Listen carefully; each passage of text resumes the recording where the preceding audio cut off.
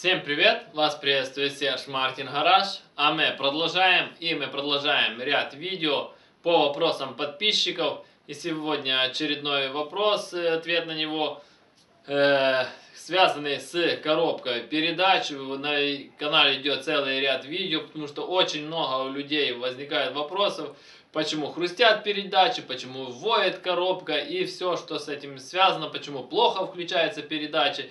Уже у нас было предыдущее видео о том, почему хрустит вторая передача, то есть почему выбивает. Также было видео, почему воют коробки. И сегодня у нас на очереди это почему воет пятая, свистит, воет, гудит пятая передача.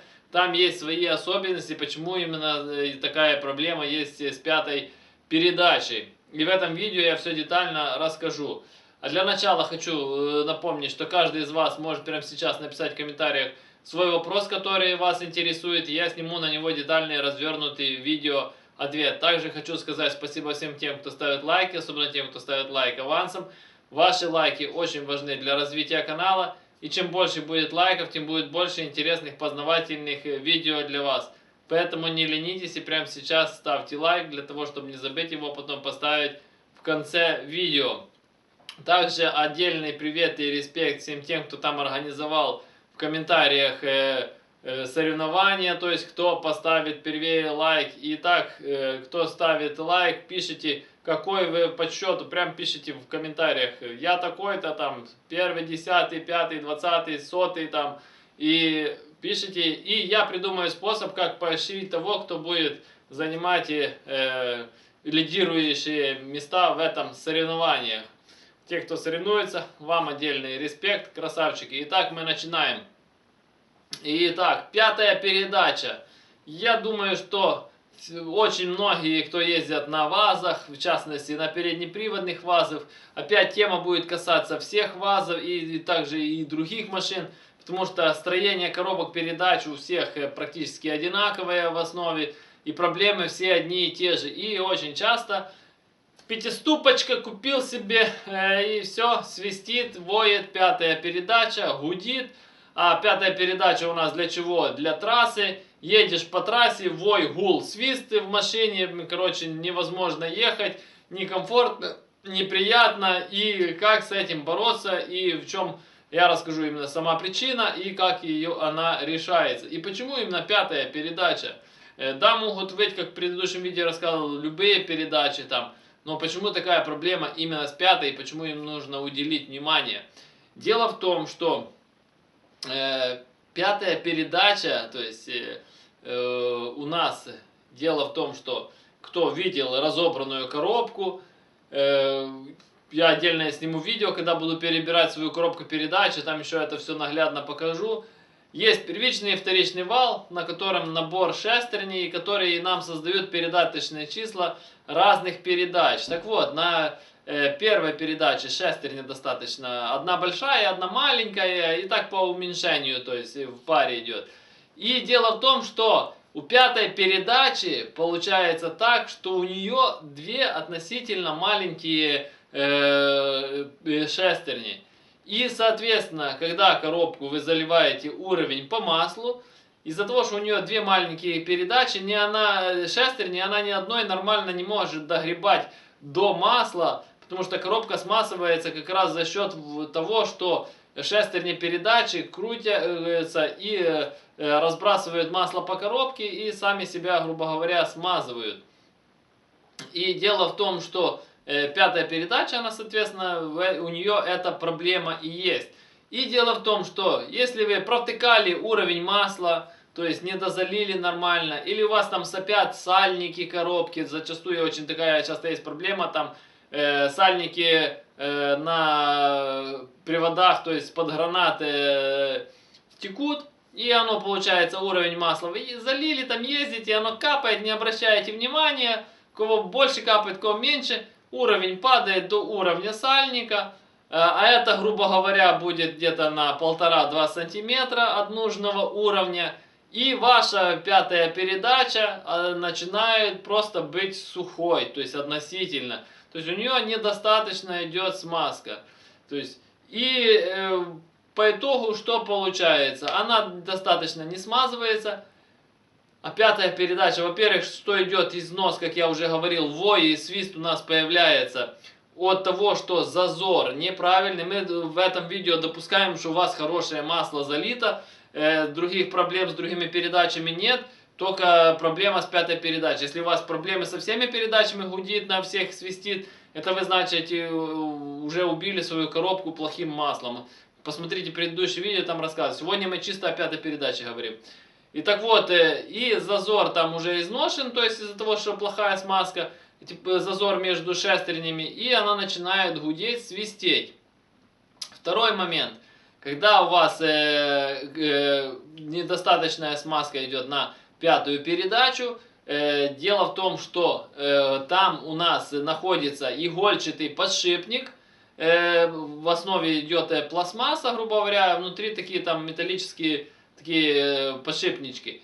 И дело в том, что когда плохая смазка, и, соответственно, вы едете на пятой передаче, включили, летите по трассе, причем вы едете на ней долго, то есть на остальных передачах вы едете относительно недолго, а пятую вы врубили и валите себе по трассе долго. Он нагревается от того, что плохо смазывается, и разваливается, просто расплавляется. У меня такое было, то есть на боевой коробке, там где у меня, кто не знает, есть боевая коробка, потому что многие спрашивают, почему я езжу. У меня стандартная 4-ступка для тестовых заездов, для соревнований у меня есть 5-ступка, то есть там 7-й ряд, пара 4-5, там на всех делах. То есть просто чтобы не убивать ее на тренировках, на тестах, я тренируюсь на обычной стандартной, а ее ставлю на соревнования. Так вот, и у меня такое было, да, то есть я ехал на соревнования, и, соответственно, на пятой, и я просто тоже начала свистеть, она гудеть. Я разобрал, у меня этот подшипник игольчатый, он просто расплавился. То есть они просто повыпадали, те металлические стержни, то есть эта пластмасса просто развалилась. И что, я просто, получается, только я услышал, что свист, я ее сразу разобрал. Что происходит в этот момент? Когда шестерня уже не стоит на своем посадочном месте на игольчатом подшипнике, соответственно, зазор уходит, то есть, причем конкретно уходит, и она от этого начинает гудеть и очень быстро изнашиваться. И если вы долгое время вот так проездите, потом вы разберете ее, поменяете игольчатый подшипник, а уже износ на самих зубьях шестерни пошел, и она после этого у вас продолжит уже свистеть, гудеть, и вы уже ничего ей не сделаете, пока не поменяете на новую. Поэтому, если пятая передача начинает гудеть, свистеть, надо, если хотите эту проблему решить, то надо сразу же относительно коробку разобрать. Это все дело, то есть просмотреть, если у вас там, допустим, игольчатый подшипник целый, а все равно она свистит, то по-нормальному нужно поменять пару вот этих шестеренок пятой передачи, при этом поставить новый игольчатый подшипник, залить правильный уровень масла, то есть поменять там сальники, если они текли, чтобы эта проблема не повторилась. Также еще почему пятая передача страдает. Если вы обратили внимание, то есть зачастую пятая передача там в маленьком отдельном поддончике находится.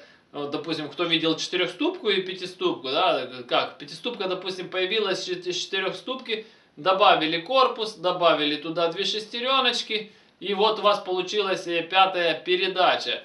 И дело в том, что основная масса шестеренок с 1 по 4 передачу находится в общем корпусе, где, как ни крутите, идет смазка хорошо, потому что корпус большой, разбрасывается масло по нему хорошо, основной, то есть, так сказать, поддон, ну, картер, грубо говоря, коробки находится здесь, а там получается относительно такой отдаленный маленький поддончик. Плюс еще учитывайте то, что когда вы едете на перекос, тоже почему это все, эти все моменты, почему страдает именно пятая передача на таких.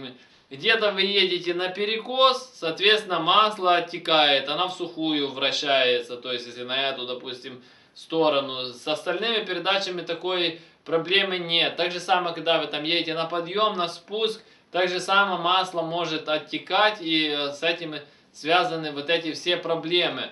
Поэтому нужно эти все моменты учитывать, и тогда у вас пятая передача не будет вам создавать проблем. То есть в следующих видео про коробки я расскажу, почему плохо не хрустят, а именно почему плохо. Я знаю, проблема есть у многих, там писали в комментариях, почему плохо включается, у кого заднего я, у кого первая, у кого вторая, у кого все, почему плохо переключается в передаче, туго и все такое. Там тоже есть очень много ряд проблем, вроде коробка, что такое коробка, а вот сколько проблем, гудит, свистит, не включается, и эти все моменты я вам расскажу, то есть. Поэтому, если вам интересна такая тема, пишите в комментариях, интересно узнать, почему не включается передатчик, как отрегулировать сцепление и все такое. Пишите в комментариях, и я сниму об этом отдельное видео, если посмотрю, что эта тема вам интересна. А я напоминаю, что я занимаюсь доработками головок блока и карбюраторов. Каждый из вас может прислать свою головку блока или карбюратор на доработку. Работаю по наложке новой почты, вы присылаете, я дорабатываю, отправляю вам назад по наложке новой почты.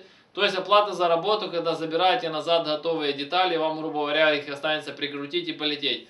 На главной странице моего канала есть отдельные плейлисты от доработки головок, от доработки карбюраторов. Отдельные плейлисты о том, как валят мои машины с этими доработками. Кому интересно, переходите, смотрите. Кто хочет заказать доработку, под каждым видео в описании есть мой номер телефона. Звоните, я всегда на связи, напрямую заказывайте.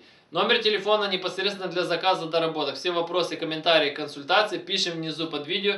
Все их читаю, по возможности стараюсь на них отвечать. А кому понравилось данное видео, ставим лайки, подписываемся на канал, кто еще не подписался. Жмите на колокольчик, чтобы получать уведомления о новых видео. Делитесь данным видео со своими друзьями, делитесь данным видео в своих соцсетях.